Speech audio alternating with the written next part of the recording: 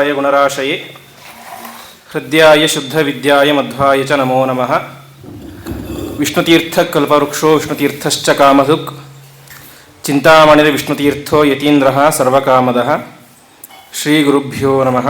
ಹರಿ ಓಂ. ಅಧಿಕ ಮಾಸದ ಭಾಗವತ ಜ್ಞಾನ ಯಜ್ಞದ ಅಂಗವಾಗಿ ಪ್ರತಿನಿತ್ಯವೂ ಕೂಡ ಅನೇಕ ವಿದ್ವಾಂಸರಿಂದಾಗಿ ಶ್ರೀಮದ್ ಭಾಗವತದ ಪ್ರವಚನ ನಡೀತಾ ಇದೆ.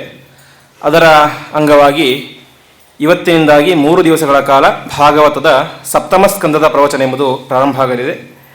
ಇಂತಹ ಈ ಒಂದು ಪ್ರವಚನವನ್ನು ನಡೆಸಿಕೊಳ್ಳಲಿಕ್ಕೆ ಅಂತ ಬೆಂಗಳೂರಿನ ಪೂರ್ಣಪ್ರಜ್ಞೆ ವಿದ್ಯಾಪೀಠದ ವಿದ್ವಾಂಸರಾದಂತಹ ಡಾಕ್ಟರ್ ವೆಂಕಟೇಶಾಚಾರ್ಯ ಕುಲಕರ್ಣಿಯವರು ಆಗಮಿಸಿದ್ದಾರೆ. ಪೂಜ್ಯ ಆಚಾರ್ಯರು ಬೆಂಗಳೂರಿನ ಪೂರ್ಣಪ್ರಜ್ಞೆ ವಿದ್ಯಾಪೀಠದಲ್ಲಿ ಅನೇಕ ವರ್ಷಗಳ ಕಾಲ ಅಧ್ಯಯನವನ್ನು ಮಾಡಿ ನಂತರ ಪರಮಪೂಜ್ಯ ಪೇಜಾವರ ಶ್ರೀ ವಿಶ್ವೇಶತೀರ್ಥ ಶ್ರೀಪಾದಂಗಳವರಲ್ಲಿ 2 ವರ್ಷಗಳ ಕಾಲ ಶ್ರೀಮನ್ ನ್ಯಾಯಸುಧಾದ ಅಧ್ಯಯನವನ್ನು ಮಾಡಿ ಸುಧಾಮಂಗಳವನ್ನು ಪೂರೈಸಿದ್ದಾರೆ. ಅದಾದ ಮೇಲೆ ವಿಶೇಷವಾಗಿ ಮಾಧ್ವರಲ್ಲಿ ಅಪರೂಪ ಎನಿಸುವಂತಹ ಮೀಮಾಂಸಾ ಶಾಸ್ತ್ರ, ಅದನ್ನು ವಿಶೇಷವಾಗಿ ಪುಣೆಯಲ್ಲಿರುವಂತಹ ದೇವದತ್ತ ಪಾಟೀಲ್ ಎನ್ನುವಂತಹ ಹಿರಿಯ ವಿದ್ವಾಂಸರಲ್ಲಿ ಸಮಗ್ರ ಮೀಮಾಂಸಾ ಶಾಸ್ತ್ರದ ಅಧ್ಯಯನವನ್ನು ಮಾಡಿದ್ದಾರೆ. ಅದಾದ ಮೇಲೆ ದ್ವಾದಶಾಧ್ಯಾಯ ವಿಧಿ ಷಾಡ್ವಿಧ್ಯಮವಲಭ್ಯ ಪೂರ್ವೋತ್ತರ ಪಕ್ಷಚಿಂತನಂ ಎನ್ನುವಂತಹ ಮೀಮಾಂಸಾ ಶಾಸ್ತ್ರದ ವಿಚಾರದಲ್ಲಿ PhD ಪದವಿಯನ್ನು ಕೂಡ ಆಚಾರ್ಯರು ಪಡೆದಿದ್ದಾರೆ. ಹೀಗೆ ಅದಾದ ಮೇಲೆ ವಿಶೇಷವಾಗಿ ಒಂದು ಸಂಸ್ಕೃತದಲ್ಲಿ ವಿಶಿಷ್ಟವಾದಂಥ ಒಂದು ಭಾಗ ಅಂದರೆ ಅದು ಅಷ್ಟಾವಧಾನ ಅಂತ. ಅಷ್ಟಾವಧಾನ ಅಂದರೆ 8 ಜನ ವಿದ್ವಾಂಸರು ಕೂತ್ಕೊಂಡಿರ್ತಾರೆ ಎದುರುಗಡೆ. ಆ 8 ಜನರು ಕೂಡ ಒಂದೊಂದು ಭಾಗದಲ್ಲಿ ಅನೇಕ ರೀತಿಯ ಪ್ರಶ್ನೆಗಳನ್ನು ಮಾಡ್ತಾರೆ. ಆ ಪ್ರಶ್ನೆಗಳಿಗೆ ಒಬ್ಬನೇ ವ್ಯಕ್ತಿ ಮುಂದ್ಗಡೆ ಕೂತ್ಕೊಂಡು ಉತ್ತರವನ್ನು ಕೊಡಬೇಕು. ಅದು ನಮಗೆ ಹೇಳಿದರೆ ಅರ್ಥ ಆಗೋದಿಲ್ಲ. ಅದು ಪ್ರತ್ಯಕ್ಷವಾಗಿ ನೋಡಿದಾಗ ಅದರ ಮಹತ್ವ ಏನು ಮತ್ತು ಉತ್ತರವನ್ನು ಕೊಡುವಂತಹ ವ್ಯಕ್ತಿಯ ಸಾಮರ್ಥ್ಯ ಇರೋದು ನಮಗೆ ಅವಾಗ ಅರ್ಥ ಆಗುತ್ತೆ. ಆ ರೀತಿಯಾಗಿ ಅನೇಕ ಅಷ್ಟಾವಧಾನಗಳನ್ನು ಆಚಾರ್ಯರು ನಡೆಸಿದ್ದಾರೆ. ಅಷ್ಟು ಮಾತ್ರ ಅಲ್ಲ, ಪಂಚವಿಂಶತ್ಯವಧಾನ ಅಂತ ಅಂದರೆ ಒಂದು ಹಂತ ಅಷ್ಟಾವಧಾನ 8 ಜನಗಳು, ಮುಂದಿನ ಹಂತ 25 ಮಂದಿಗಳು ಅಂತ. ಆ ರೀತಿಯಾಗಿ ಅನೇಕ 23ಕ್ಕೂ ಹೆಚ್ಚು ಅವಧಾನ ಕಾರ್ಯಕ್ರಮಗಳನ್ನು ಆಚಾರ್ಯರು ನಡೆಸಿದ್ದಾರೆ.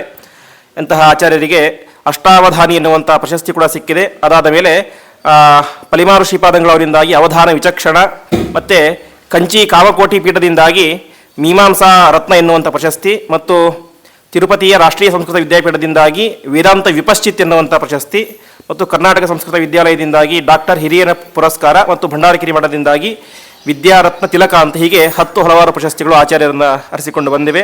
ಅದೇ ರೀತಿಯಾಗಿ ಆಚಾರ್ಯರು ಉತ್ತಮವಾದಂಥ ಕವಿಗಳು.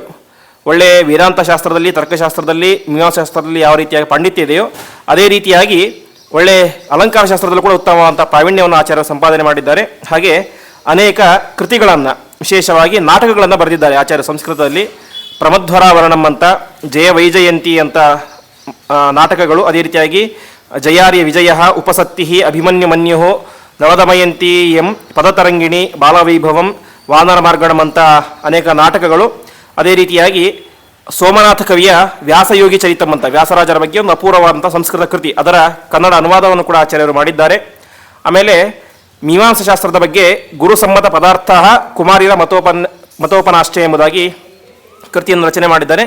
ಅದೇ ರೀತಿಯಾಗಿ ನಮ್ಮ ಶತಮಾನದ ಸಂತರಾದಂತಹ ಪರಮಪೂಜ್ಯ ವಿಶ್ವೇಶತೀರ್ಥರು ಪೇಜಾವರ ಶ್ರೀಗಳು ಅವರು ಬದುಕಿದ್ದಾಗಲೇ ಅವರ ಕುರಿತಾದಂಥ ಒಂದು ವಿಶಿಷ್ಟವಾದಂಥ ಕೃತಿ ಚಂಪೂ ಕೃತಿ ಅಂತ. ಚಂಪೂ ಕೃತಿ ಅಂತಂದರೆ ಅದರಲ್ಲಿ ಬರೀ ಶ್ಲೋಕಗಳು ಇರೋದಿಲ್ಲ, ಶ್ಲೋಕನೂ ಇರುತ್ತೆ, ಗದ್ಯನೂ ಇರುತ್ತೆ. ಗದ್ಯ ಪದ್ಯಾತ್ಮಕಂ ಕಾವ್ಯಂ ಅಂತ ಅದರ ಬಗ್ಗೆ ಹೇಳ್ತಾರೆ. ಹಾಗೆ ಅವರ ಬಗ್ಗೆ ಒಂದು ವಿಶ್ವೇಶ ವಿಜಯ ಚಂಪು ಅಂತ ಅವರು ಬದುಕಿದ್ದಾಗಲೇ ಅವರೊಂದು ವಿಶಿಷ್ಟವಾದಂಥ ಸಂಸ್ಕೃತ ಕೃತಿಯನ್ನು ರಚನೆ ಮಾಡಿದ್ದಾರೆ. ಹೀಗೆ ಅನೇಕ ಕೃತಿಗಳನ್ನು ರಚನೆ ಮಾಡಿ, ನಾಟಕಗಳನ್ನು ರಚನೆ ಮಾಡಿ, ನಾಟಕ ರಚನೆ ಮಾತ್ರ ಅಲ್ಲ, ನಾಟಕದಲ್ಲಿ ತಾವು ಕೂಡ ಅದಕ್ಕೆ ಆ್ಯಕ್ಟ್ ಮಾಡುವುದು, ಹೀಗೆ ಅಂದರೆ ಭಾಗವಹಿಸುವುದು, ಈ ರೀತಿಯಾದಂಥ ಅನೇಕ ಕಾರ್ಯಗಳನ್ನು ಆಚಾರ್ಯರು ಮಾಡಿದ್ದಾರೆ. ಇಂತಹ ಪರಮಪೂಜ್ಯ ಆಚಾರ್ಯರು ಪ್ರಸ್ತುತ ಪೂರ್ಣಪ್ರಜ್ಞೆ ವಿದ್ಯಾಪೀಠದಲ್ಲಿ ನ್ಯಾಯ ವೇದಾಂತ ಮೀಮಾಂಸಾ ಗ್ರಂಥಗಳ ಅಧ್ಯಾಪಕರಾಗಿ ಸೇವೆ ಸಲ್ಲಿಸುತ್ತಿದ್ದಾರೆ. ಅದೇ ರೀತಿ ತಮ್ಮ ಮಕ್ಕಳನ್ನು ಕೂಡ ಪೂರ್ಣಪ್ರಜ್ಞೆ ವಿದ್ಯಾಪೀಠದಲ್ಲಿ ಅಧ್ಯಯನ ಮಾಡಲಿಕ್ಕೆ ಅಂತ ಬಿಟ್ಟು ಒಟ್ಟಿನಲ್ಲಿ ಇಡೀ ಕುಟುಂಬ ಅದು ಅಧ್ಯಾತ್ಮ ಮಾರ್ಗದಲ್ಲಿ ನಡೀತಾ ಇದೆ. ಅಂತಹ ಪೂಜ್ಯ ಆಚಾರ್ಯರು ಇವತ್ತು ನಮ್ಮ ಮಾಧವ ವಿಷ್ಣುತೀರ್ಥರ ಸನ್ನಿಧಾನಕ್ಕೆ ಆಗಮಿಸಿ ಭಾಗವತದ ಸಪ್ತಮ ಸ್ಕಂದದ ಪ್ರವಚನ ನಡೆಸಿಕೊಳ್ಳಲಿಕ್ಕಿದ್ದಾರೆ. ಅಂತಹ ಆಚಾರ್ಯರಿಗೆ ನಿಮ್ಮೆಲ್ಲರ ಪರವಾಗಿ ಭಕ್ತಿ ನಮ್ರ ಸಾಷ್ಟಾಂಗ ನಮಸ್ಕಾರ ಪೂರ್ವಕ ಸ್ವಾಗತ. ಇಂತಹ ಈ ಒಂದು ಸಪ್ತಮ ಸ್ಕಂದದ ಪ್ರವಚನ ಸಂಪೂರ್ಣವಾದಂತಹ ಸೇವೆಯನ್ನು ಬೆಂಗಳೂರಿನ ಅಪ್ರಮೇಯ ಮಾನವೀಯನ್ನವರು ಸಲ್ಲಿಸಿದ್ದಾರೆ. ಅದೇ ರೀತಿಯಾಗಿ ನರಸಿಂಹಾಚಾರ್ಯ ಕೋದಂಡಿಯವರ ಸ್ಮರಣಾರ್ಥ ವಿಜಯಲಕ್ಷ್ಮಿ ಬಾಂಬೆ ಎನ್ನುವಂಥವರು ಸಲ್ಲಿಸಿದ್ದಾರೆ. ಹಾಗೆ ಒಂದು ದಿನದ ಪ್ರವಚನ ಸೇವೆಯನ್ನು ನಮ್ಮ ಮಾದನೂರಿನ ಅರ್ಚಕ ವಂಶೀಯರಾದಂತಹ ಭೀಮಸೇನಾಚಾರ್ಯ ಉಡುಪಿಯವರು ಅದೇ ರೀತಿಯಾಗಿ ಒಂದು ದಿನದ ಪೂರ್ಣ ಸೇವೆಯನ್ನು ಪ್ರತಿನಿತ್ಯ ಪ್ರವಚನಕ್ಕೆ ಆಗಮಿಸುವಂತಹ ವಿದ್ಯಾಸಾಗರ್ ಇವರು ಸಲ್ಲಿಸಿದ್ದಾರೆ. ಎಲ್ಲರಿಗೂ ಕೂಡ ಪರಮಾತ್ಮ ವಿಶೇಷವಾದಂತಹ ಆಯುರಾರೋಗ್ಯಾದಿಗಳನ್ನು ಕೊಟ್ಟು ಕಾಪಾಡಲಿ ಅಂತ ಪ್ರಾರ್ಥನೆ ಮಾಡ್ತಾ ಆಚಾರ್ಯರು ತಮ್ಮ ಪ್ರವಚನವನ್ನು ಪ್ರಾರಂಭ ಮಾಡಬೇಕಾಗಿ ವಿನಂತಿ.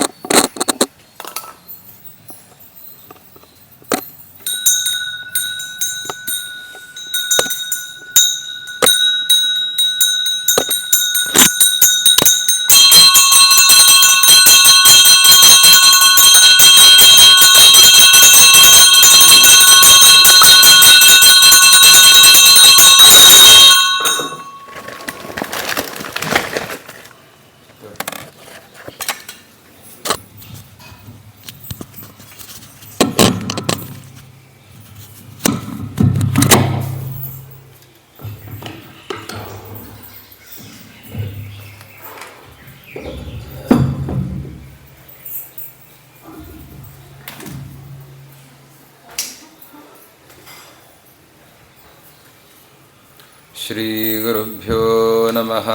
ಹರಿ ಓಂ.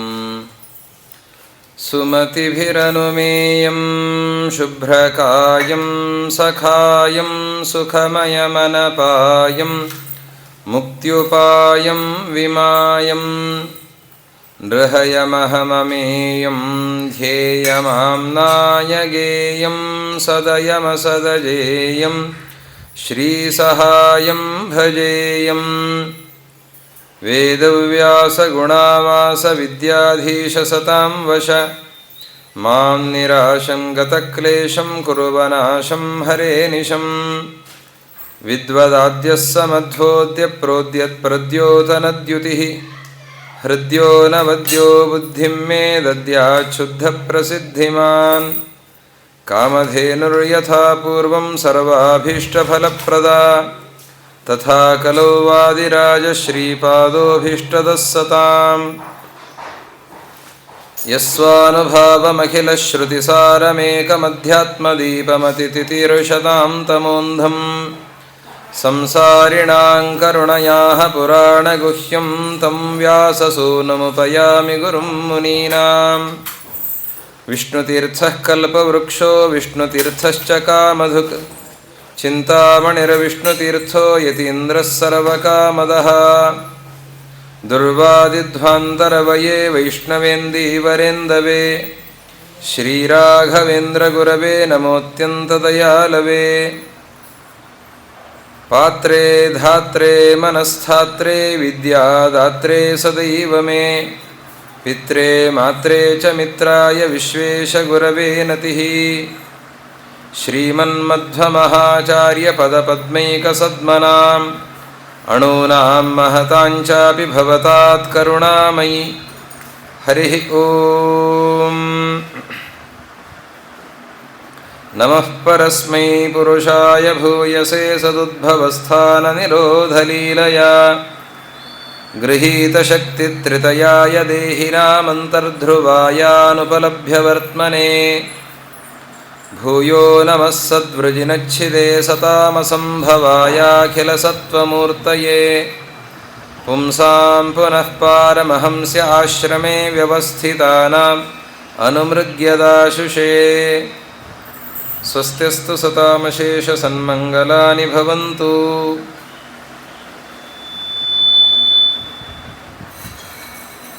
ಪ್ರಾತಸ್ಮರಣೀಯರಾದ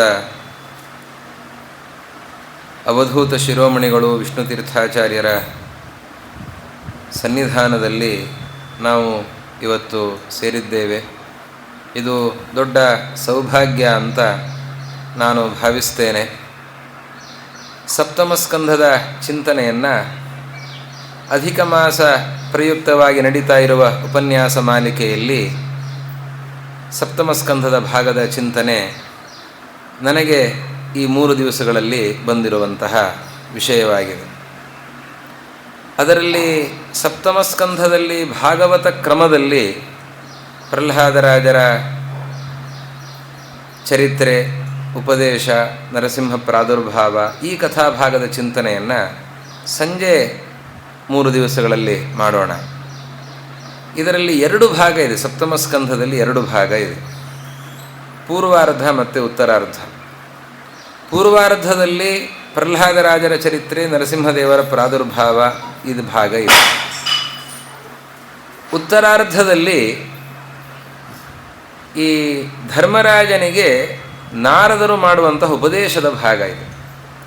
ವರ್ಣಾಶ್ರಮ ಧರ್ಮಗಳು, ಅದೇ ರೀತಿಯಲ್ಲಿ ಭಾಗವತ ಧರ್ಮಗಳು, ಈ ಎಲ್ಲ ಅಂಶಗಳನ್ನು ಉತ್ತರಾರ್ಧದಲ್ಲಿ ನಾರದರು ತಿಳಿಸಿದ್ದನ್ನು ವೇದವ್ಯಾಸರು ಸಪ್ತಮಸ್ಕಂಧದ ಉತ್ತರಾರ್ಧ ಭಾಗದಲ್ಲಿ ಅದನ್ನು ಪೋಣಿಸಿಕೊಟ್ಟಿದ್ದಾರೆ. ಇಂತಹ ಅಪೂರ್ವವಾದಂತಹ ವಿಷಯ ಸಪ್ತಮಸ್ಕಂಧದಲ್ಲಿ ಪ್ರಧಾನವಾಗಿ ಪ್ರಹ್ಲಾದರಾಜರ ಚರಿತ್ರೆ, ನರಸಿಂಹದೇವರ ಪ್ರಾದುರ್ಭಾವದ ಕಥಾಭಾಗದ ಚಿಂತನೆ ಹೆಚ್ಚಾಗಿ ನಡೀತದೆ.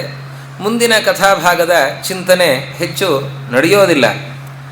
ಆದರೆ ಮುಂದಿನ ಅಂಶ ಏನಿದೆ, ಸಪ್ತಮಸ್ಕಂಧದಲ್ಲಿ ಉತ್ತರಾರ್ಧದಲ್ಲಿ ಬರುವಂತಹ ಭಾಗ, ಅದರಲ್ಲಿಯೂ ಪ್ರಧಾನವಾಗಿರುವಂಥದ್ದು ಭಾಗವತ ಧರ್ಮ. ಅದನ್ನು ಪ್ರಧಾನವಾಗಿ ವಿಷ್ಣು ತೀರ್ಥರು ಭಾಗವತ ಸಾರೋದ್ಧಾರದಲ್ಲಿ ನಿರೂಪಣೆ ಮಾಡ್ತಾರೆ. ಇಡೀ ಭಾಗವತದ ಸಾರ ಯಾವುದು ಅಂತಂದರೆ ಭಾಗವತ ಧರ್ಮಗಳು ಅನ್ನುವ ಅಂಶದ ನಿರೂಪಣೆಯನ್ನು ಮಾಡ್ತಾರೆ. ಅದು ಹೇಗೆ ಅಂತಂದರೆ, ಧರ್ಮ ಪ್ರೋಜ್ಜಿತ ಕೈತವೋತ್ರ ಪರಮೋ ನಿರ್ಮತ್ಸರಾಣಂ ಸತಾಂ ಅಂತ ಆರಂಭದಲ್ಲಿ ವೇದವ್ಯಾಸದೇವರು ಹೇಳಿದ್ದು ಧರ್ಮದ ನಿರೂಪಣೆಯನ್ನು ನಾನು ಮಾಡಲಿಕ್ಕೆ ಹೊರಟಿದ್ದೇನೆ ಅಂತ. ನಾರದರು ಬಂದು ಕೇಳಿಕೊಂಡದ್ದು ಅದನ್ನೇ, ಸಮಾಧಿ ನಾನು ಸ್ಮರ ಯದ್ವಿಚೇಷ್ಟಿತಂ ಅಂತ ಹೇಳುವಾಗ ನಾರದರು ಕೇಳಿಕೊಂಡದ್ದು ಕೂಡ ಆ ಧರ್ಮದ ನಿರೂಪಣೆಯನ್ನು ಮಾಡಬೇಕು. ಯಾವ ಧರ್ಮ? ಭಾಗವತ ಧರ್ಮದ ನಿರೂಪಣೆಯನ್ನು ಮಾಡಬೇಕು. ಆರಂಭದಲ್ಲಿ ವೇದವ್ಯಾಸದೇವರು ಹೇಳಲಿಕ್ಕೆ ಹೊರಟಿದ್ದು ಅದನ್ನೇ ಅಂತ ತಿಳಿಸ್ತಾರೆ. ಅದಾದ ಮೇಲೆ ಈ ಸಪ್ತಮಸ್ಕಂಧದ ಉತ್ತರಾರ್ಧದಲ್ಲಿ ನಾರದರು ಧರ್ಮರಾಜರಿಗೆ ಆ ಧರ್ಮಗಳು ಯಾವುದು ಅನ್ನೋದರ ವಿವರಣೆಯನ್ನು ಕೊಡುತ್ತಾರೆ. ಸರ್ವತೋ ಮನಸೋ ಸಂಗಂ ಆದೌ ಸಂಗಂ ಚ ಸಾಧುಷು ಅಂತ 30 ಭಾಗವತ ಧರ್ಮಗಳಿವೆ. ಭಾಗವತ ಧರ್ಮಗಳು ಭಗವಂತನಿಗೆ ಅತ್ಯಂತ ಪ್ರಿಯವಾದ ಧರ್ಮಗಳು, ಭಗವಂತನನ್ನು ಹೊಂದೋದಕ್ಕೆ ಬೇಕಾದ ಧರ್ಮಗಳು, ಅದರ ನಿರೂಪಣೆಯನ್ನು ಮಾಡ್ತಾರೆ. ಅದಾದ ಮೇಲೆ 11ನೇ ಸ್ಕಂಧದಲ್ಲಿ ಮತ್ತೆ ಇದೇ ಭಾಗವತ ಧರ್ಮಗಳನ್ನು, 7ನೇ ಸ್ಕಂಧದಲ್ಲಿ ಯಾವ ಭಾಗವತ ಧರ್ಮಗಳನ್ನು ಹೇಳಿದ್ದಾರೆ, ಈ ಭಾಗವತ ಧರ್ಮಗಳನ್ನು 11ನೇ ಸ್ಕಂಧದಲ್ಲಿ ಮತ್ತೆ ಹೇಳ್ತಾರೆ. ಆರಂಭದಲ್ಲಿ ಅದರ ಪ್ರತಿಜ್ಞೆ, ಅದರ ವಿಸ್ತೃತವಾದ ನಿರೂಪಣೆ 7ನೇ ಸ್ಕಂಧದಲ್ಲಿ, ಮತ್ತೆ 11ನೇ ಸ್ಕಂಧದಲ್ಲಿ ಜಾಯಂತೆಯೋಪಾಖ್ಯಾನದಲ್ಲಿ ಮತ್ತೆ ಆ ವಿಷಯದ ನಿರೂಪಣೆಯನ್ನು ಮಾಡ್ತಾರೆ. ಹೀಗೆ ಆದಿ ಮಧ್ಯಾಂತಗಳಲ್ಲಿ ಈ ಭಾಗವತ ಧರ್ಮಗಳ ನಿರೂಪಣೆಯನ್ನು ವೇದವ್ಯಾಸದೇವರು ಮಾಡಿದ್ದಾರೆ. ಬರೀ ಭಾಗವತ ಧರ್ಮವನ್ನೇ ಹೇಳಿದರೆ ಜನರಿಗೆ ಅದು ಹಿಡಿಸೋದಿಲ್ಲ. ಅದಕ್ಕಾಗಿ ಭಾಗವತರ ಕಥೆಗಳನ್ನು, ಅನೇಕ ಚರಿತ್ರೆಗಳನ್ನು, ಅದನ್ನೆಲ್ಲವನ್ನೂ ಕೂಡ ನಿರೂಪಣೆ ಮಾಡ್ತಾ ಇದರ ಮಹತ್ವವನ್ನು ತಿಳಿಸಿಕೊಟ್ಟಿದ್ದಾರೆ. ಅದಕ್ಕೆ ಒತ್ತು ಕೊಟ್ಟು ಹೇಳಿದ್ದಾರೆ. ಹೀಗಾಗಿ ಈ 3 ದಿನಗಳಲ್ಲಿ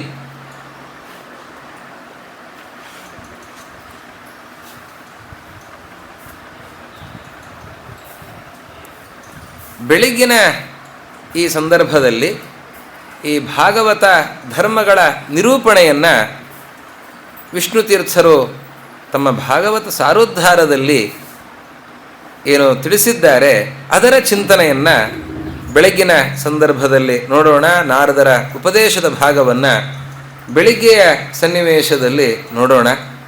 ಸಾಯಂಕಾಲದ ಹೊತ್ತಿನಲ್ಲಿ ಕಥಾಭಾಗ, ಪ್ರಹ್ಲಾದರಾಜರ ಚರಿತ್ರೆ ಹಾಗೂ ನರಸಿಂಹ ಪ್ರಾದುರ್ಭಾವದ ಕಥಾಭಾಗದ ಚಿಂತನೆಯನ್ನು ಮಾಡೋಣ ಅಂತ ಹೀಗೆ ಬೆಳಗ್ಗೆ ಸಂಜೆ 2 ವಿಭಾಗಗಳನ್ನು ಮಾಡಿಕೊಂಡು ಇದರ ಚಿಂತನೆಯನ್ನು ನಾವು ಮಾಡೋಣ.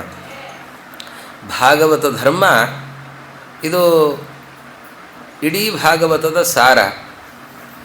ಇದರ ಅನುಷ್ಠಾನವನ್ನು ನಾವು ಮಾಡಿದರೆ ನಾವು ಖಂಡಿತವಾಗಿಯೂ ಕೂಡ ಉದ್ಧತರಾಗಬಹುದು.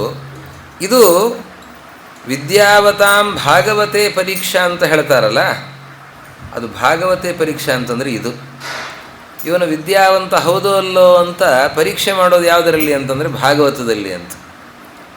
ಭಾಗವತದಲ್ಲಿ ಎರಡು ಅಂಶ ಇದೆ: ತಿಳಿದುಕೊಳ್ಳಬೇಕಾದ ಅಂಶ, ಅನುಷ್ಠಾನ ಮಾಡಬೇಕಾದ ಅಂಶ. ತಿಳಿದುಕೊಳ್ಳುವ ವಿಷಯದಲ್ಲಿ ಅದರಲ್ಲಿ ಅನೇಕರು ಉತ್ತೀರ್ಣರಾಗುವಂತಹ ಸನ್ನಿವೇಶ ಇದೆ. ಅದರಲ್ಲಿ ಉತ್ತೀರ್ಣರಾಗುವುದು ಕಷ್ಟ ಸಾಧ್ಯ. ಭಾಗವತದ ಪ್ರತಿ ಶ್ಲೋಕದ ಅರ್ಥವನ್ನು ವಿಚಾರ ಮಾಡಲಿಕ್ಕೆ ಹೋದರೆ ಸರಿಯಾಗಿ ಅರ್ಥ ಆಗಲ್ಲ. ಎಷ್ಟೋ ಸಂದರ್ಭಗಳಲ್ಲಿ ಎಡವೋದೂ ಇದೆ. ತಪ್ಪು ತಿಳುವಳಿಕೆ ಬರುವಂತಹ ಸಾಧ್ಯತೆಗಳು ಕೂಡ ಕೆಲವು ಸಂದರ್ಭಗಳಲ್ಲಿ ಇದೆ. ವಿದ್ಯಾತ್ಮನೆ ಭಿದಾ ಬೋಧ ಅಂತಿದ್ದರೆ ವಿದ್ಯಾತ್ಮನೆ ಭಿದಾ ಬಾಧ ಅಂತ ಹೇಳಿ ತಪ್ಪು ತಿಳುವಳಿಕೆಯನ್ನು ಹೊಂದುವಂತಹ ಸನ್ನಿವೇಶಗಳು ಇವೆ. ಎರಡನೇ ಅಂಶ ಅನುಷ್ಠಾನ. ಭಾಗವತ ಬರೀ ತಿಳಿದುಕೊಳ್ಳಿಕ್ಕೆ ಇರುವಂಥದ್ದಲ್ಲ, ಅದನ್ನು ಅನುಷ್ಠಾನ ಮಾಡಲಿಕ್ಕಿದೆ. ಭಾಗವತ ಧರ್ಮಗಳ ಅನುಷ್ಠಾನ ಮಾಡಲಿಕ್ಕಿದೆ. ಇದರಲ್ಲಿ ಉತ್ತೀರ್ಣರಾಗುವವರು ಕೆಲವರು ಮಾತ್ರ. ಅಷ್ಟು ದುರ್ಲಭವಾದಂಥದ್ದು ಇದು ಅನುಷ್ಠಾನಕ್ಕೆ ತರುವಂಥದ್ದು. ಇದನ್ನು ಅನುಷ್ಠಾನಕ್ಕೆ ತಂದರೆ ಅವನು ಭಗವಂತನಿಗೆ ಅತ್ಯಂತ ಪ್ರಿಯನಾಗ್ತಾನೆ. ಹಾಗೆ ಭಾಗವತ ಧರ್ಮಗಳನ್ನು ಆತ್ಮಸಾತ್ ಮಾಡಿಕೊಂಡು ಭಗವಂತನಿಗೆ ಅತ್ಯಂತ ಪ್ರಿಯರಾಗಿದ್ದಂಥವರು ವಿಷ್ಣು ತೀರ್ಥರು. ಅವರು ಬದರಿ ಕ್ಷೇತ್ರಕ್ಕೆ ಯಾತ್ರೆಗೆ ಹೋಗ್ತೇನೆ ಅಂತಂದರೆ ನೀನು ಯಾಕೆ ಹೋಗ್ತೀನಿ, ನೀನಿದ್ದಲ್ಲಿಗೆ ನಾನು ಬರ್ತೇನೆ ಅಂತ ದೇವರು ಹೇಳ್ತಾನೆ. ಗಂಗಾದಿ ತೀರ್ಥಗಳ ಯಾತ್ರೆಯನ್ನು ಮಾಡಬೇಕಾಗಿಲ್ಲ ಅಂತ ಅವರಿದ್ದಲ್ಲೇ ಸಕಲ ತೀರ್ಥಗಳ ಸನ್ನಿಧಾನ, ನದಿಗಳ ಸನ್ನಿಧಾನ, ದೇವಾಲಯಗಳ ಸನ್ನಿಧಾನ. ಹೀಗಾಗಿ ವಿಷ್ಣು ತೀರ್ಥರ ಈ ಸನ್ನಿಧಾನವನ್ನು ಬದರಿ ಕ್ಷೇತ್ರ ಅಂತ ಕರೆದಿದ್ದಾರೆ. ಬದರಿ ನಾರಾಯಣನ ಪ್ರತಿಷ್ಠೆಯನ್ನು ಕೂಡ ಅವರು ಮಾಡಿದ್ದಾರೆ. ಅಷ್ಟು ಉತ್ತಮವಾದಂತಹ ವ್ಯಕ್ತಿತ್ವ ಹೇಗೆ ಬರಲಿಕ್ಕೆ ಸಾಧ್ಯ ಅಂತಂದರೆ ಅದು ಭಾಗವತ ಧರ್ಮಗಳ ಪಾಲನೆಯನ್ನು ಅಷ್ಟು ಚೆನ್ನಾಗಿ ಅವರು ಮಾಡಿದವರು, ಭಾಗವತವನ್ನು ಚೆನ್ನಾಗಿ ಅರ್ಥ ಮಾಡಿಕೊಂಡವರು, ಹಾಗೆ ಅದನ್ನು ತಿಳಿ ಭಾಷೆಯಲ್ಲಿ ಅರ್ಥ ಮಾಡಿಸುವಂತಹ ಒಂದು ಕೌಶಲ ಅದು ವಿಷ್ಣು ತೀರ್ಥರದ್ದು. ಹೀಗಾಗಿ ಭಾಗವತ ಸಾರೋದ್ಧಾರ ಅಂತನ್ನೋದೇ ಒಂದು ಅಪೂರ್ವವಾದಂತಹ ಕೃತಿ. ಈ ರೀತಿಯಲ್ಲಿ ಒಂದು ಕೃತಿಯ ಚಿಂತನೆಯನ್ನು ಮಾಡಬಹುದು ಅಂತಂದರೆ ಅದು ಭಾಗವತ ಸಾರೋದ್ಧಾರ ನೋಡಿದ ಮೇಲೆ ಅರ್ಥ ಆಗಬೇಕೇ ಹೊರತು ಇಲ್ಲ ಅಂತಂದರೆ ಅರ್ಥ ಆಗಲಿಕ್ಕೆ ಸಾಧ್ಯ ಇಲ್ಲ. ಹಾಗೆ ಪ್ರಕರಣಗಳ ವಿಭಾಗವನ್ನು ಮಾಡಿಕೊಂಡು ಭಾಗವತದ ಇಡೀ ಭಾಗವತ ಅವರಿಗೆ ಬುದ್ಧಿಸ್ಥ ಮಾತ್ರ ಅಲ್ಲ, ಅದು ಕರತಲ ಮಲಕ. ಒಂದು ರೂಪದಿಂದ ಶುಕಾಚಾರ್ಯರಾಗಿ ಅವರು ಪರೀಕ್ಷನ್ ಮಹಾರಾಜರಿಗೆ ಭಾಗವತ ಉಪದೇಶ ಮಾಡಿದವರು. ಅಂತಹ ರುದ್ರಾಂಶ ಸಂಭೂತರು ಮತ್ತೊಂದು ರೂಪದಲ್ಲಿ ವಿಷ್ಣು ತೀರ್ಥರಾಗಿ ಅವತಾರವನ್ನು ಮಾಡಿ ಅವರು ಭಾಗವತವನ್ನು ಅರ್ಥ ಮಾಡಿಸುವಂತೆ ಸಾರೋದ್ಧಾರದ ರೂಪದಲ್ಲಿ ನಮಗೆ ಕರುಣೆಯಿಂದ ದಯಪಾಲಿಸಿದ್ದಾರೆ. ಅಂತಹ ಅವರ ಅನುಗ್ರಹದಿಂದ ಈ ಭಾಗವತ ಸಾರೋದ್ಧಾರ ಭಾಷೆ ಸರಳ, ಆದರೆ ಅರ್ಥ ಬಹಳ ಗಂಭೀರ. ಅಂತಹ ಅವರ ಅನುಗ್ರಹದಿಂದ ನಮಗೆ ಅದು ಅರ್ಥ ಆಗಬೇಕು. ಅಂತಹ ಅವರಲ್ಲೇ ನಾವು ಪ್ರಾರ್ಥನೆಯನ್ನು ಮಾಡೋಣ. ಅವರು ನಮಗೆ ಅರ್ಥವನ್ನು ಮಾಡಿಸಲಿ. ಇದು ನಮ್ಮ ಅನುಷ್ಠಾನಕ್ಕೆ, ಅನುಸಂಧಾನಕ್ಕೆ ಇದನ್ನು ತರಲಿ. ನಾವು ಈ ಭಾಗವತ ಧರ್ಮಗಳ ಅನುಷ್ಠಾನ ಮಾಡೋದಕ್ಕೆ ನಮಗೆ ಒಂದು ಅರ್ಹತೆಯನ್ನು ಅವರು ಕರುಣಿಸಲಿ, ನಮ್ಮಿಂದ ಇಂತಹ ಅನುಷ್ಠಾನಗಳನ್ನು ಮಾಡಿಸಲಿ ಅಂತ ಪ್ರಾರ್ಥನೆಯನ್ನು ಆರಂಭದಲ್ಲಿ ಮಾಡ್ತಾ ಅವರು ಈ ಭಾಗವತ ಧರ್ಮಗಳ ನಿರೂಪಣೆಯನ್ನು ಮಾಡುತ್ತಾರೆ. ಎರಡು ಕಡೆಯಲ್ಲಿ ಈ 7ನೇ ಸ್ಕಂಧ ಮತ್ತು 11ನೇ ಸ್ಕಂಧದಲ್ಲಿ ಭಾಗವತ ಧರ್ಮಗಳ ನಿರೂಪಣೆಯನ್ನು ವೇದವ್ಯಾಸದೇವರು ಮಾಡಿದ್ದಾರೆ. ಸರ್ವತೋ ಮನಸೋ ಸಂಗಂ ಆದೌ ಸಂಗಂಚ ಸಾಧುಷು ದಯಾಂ ಮೈತ್ರೀಂ ಪ್ರಶ್ರಯಂಚ ಭೂತೇಶ್ವದ್ಧಾ ಯಥೋಚಿತಂ ಅಂತ ಆರಂಭವಾಗಿ 30 ಭಾಗವತ ಧರ್ಮಗಳನ್ನು ಹೇಳಿದ್ದಾರೆ. ಈ 30 ಭಾಗವತ ಧರ್ಮಗಳನ್ನು ಹೇಗೆ ಅನುಷ್ಠಾನ ಮಾಡಬೇಕು ಅಂತ. ಭಾಗವತ ಧರ್ಮ ಇದೆ ಹೌದು, ಈ ಭಾಗವತ ಧರ್ಮಗಳನ್ನು ಅರ್ಥ ಮಾಡಿಕೊಳ್ಬೇಕು.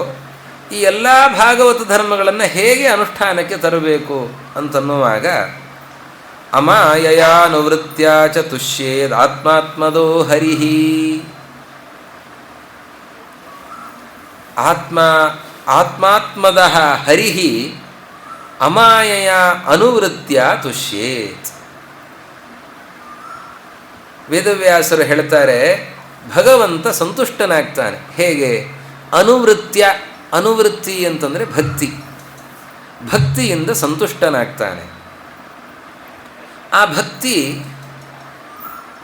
ಭಕ್ತಿಯಿಂದ ಪರಮಾತ್ಮ ಸಂತುಷ್ಟನಾಗಿ ತನ್ನ ದರ್ಶನವನ್ನು ಕೊಡ್ತಾನೆ. ದರ್ಶನವನ್ನು ಕೊಟ್ಟ ಮೇಲೆ ಆಮೇಲೆ ವಿಶೇಷವಾಗಿ ಪರಮಭಕ್ತಿ ಅದನ್ನು ಮಾಡೋದರಿಂದಾಗಿ ಪರಮಾತ್ಮ ಅವನ ದರ್ಶನ ಆದಮೇಲೆ ಪರಮಭಕ್ತಿ ಬರಲಿಕ್ಕೆ ಸಾಧ್ಯ. ದೇವರ ದರ್ಶನ ಆಗದೇನೆ ಭಕ್ತಿ ಅಂತಂದರೆ ಮತ್ತಿನ್ನೇನು? ಇನ್ನೇನೂ ಅಲ್ಲ, ಪ್ರೀತಿ. ಪ್ರೀತಿ ಪ್ರೀತಿ ನಮಗಿದೆ. ಪ್ರೀತಿ ಯಾರಲ್ಲಿದೆ ಅಂದರೆ ನಮ್ಮ ಮೇಲೆ ನಮಗೆ ಪ್ರೀತಿ ಇದೆ. ನಮ್ಮ ಮೇಲೆ ನಮಗಿರುವ ಪ್ರೀತಿ ಇನ್ನು ಯಾರ ಮೇಲೂ ಇಲ್ಲ. ನಮ್ಮ ಮೇಲೆ ನಾವು ಎಷ್ಟು ನಮ್ಮನ್ನು ನಾವು ಪ್ರೀತಿಸ್ತೇವೆ? ನಮ್ಮನ್ನು ನಾವು ಪ್ರೀತಿಸೋದಕ್ಕೆ ಏನಾದರೂ ಕಾರಣ ಇದೆಯಾ? ಈಗ ಮಕ್ಕಳನ್ನು ನಾವು ಪ್ರೀತಿಸ್ತೇವೆ. ಯಾಕೆ ಪ್ರೀತಿಸ್ತೇವೆ? ಇವರು ನಮ್ಮ ಮಕ್ಕಳು, ಇವರು ನಮಗೆ ಏನೋ ಸಂತೋಷವನ್ನು ಕೊಡ್ತಾರೆ, ಕೀರ್ತಿಯನ್ನು ಕೊಡ್ತಾರೆ ಅಂತನ್ನೋ ದೃಷ್ಟಿಯಿಂದ ಮಕ್ಕಳನ್ನು ಪ್ರೀತಿಸ್ತೇವೆ. ಆದರೆ ನಮ್ಮನ್ನು ನಾವು ಯಾಕೆ ಪ್ರೀತಿಸ್ತೇವೆ? ನಮ್ಮನ್ನು ನಾವು ಪ್ರೀತಿಸೋದಕ್ಕೆ ಯಾವ ಕಾರಣವೂ ಇಲ್ಲ.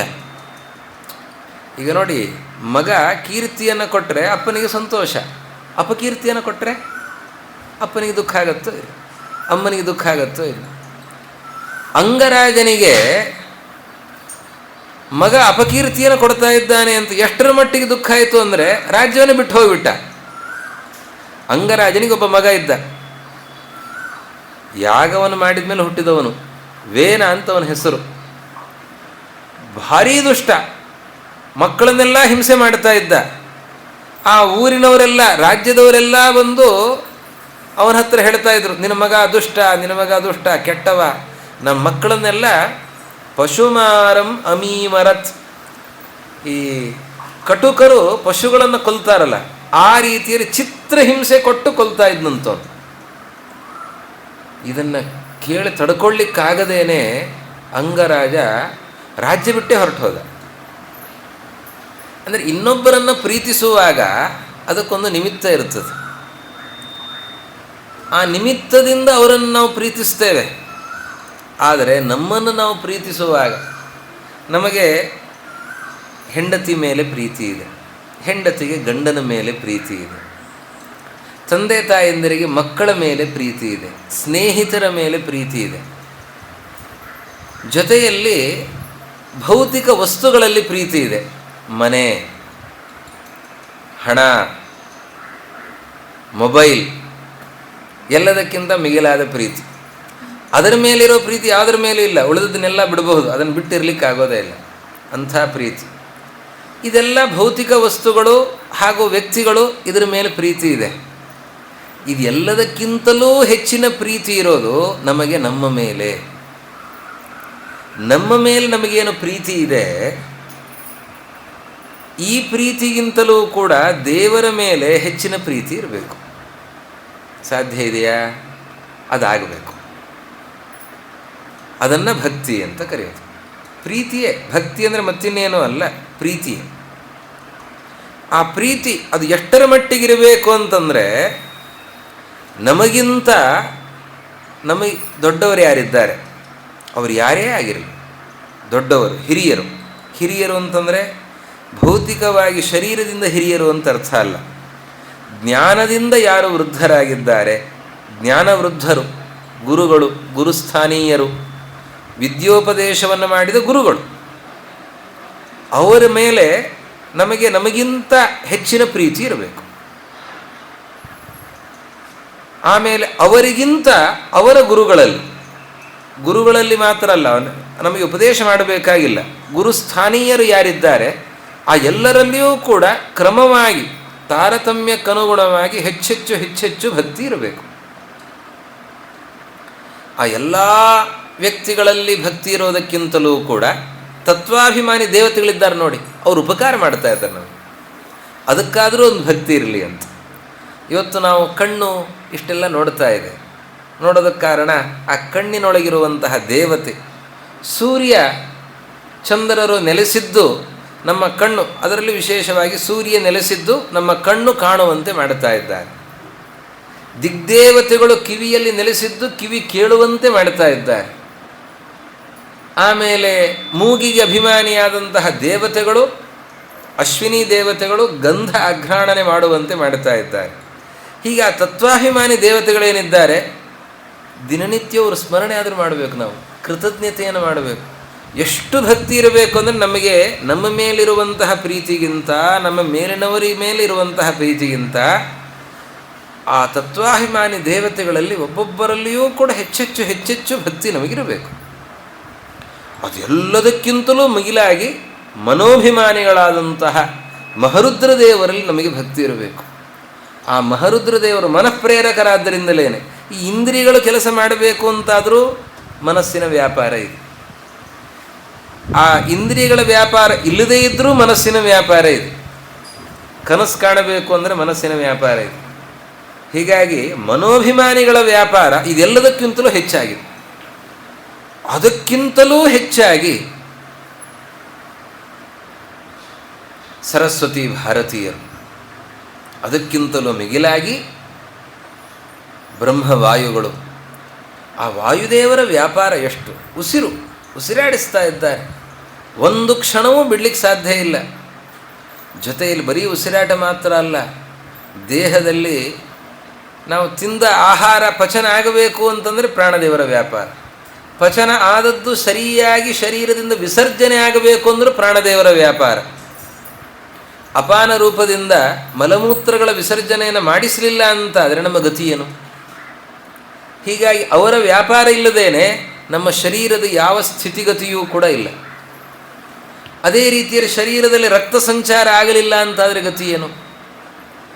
ತಿಂದ ಆಹಾರ ಶರೀರದ ಕಡೆ ಎಲ್ಲ ಕಡೆ ಹರಿದುಕೊಂಡು ಹೋಗಲಿಲ್ಲ ಅಂತಾದರೆ ಗತಿ ಏನು? ಶರೀರದ ಪುಷ್ಟಿ ಆಗೋದು ಹೇಗೆ?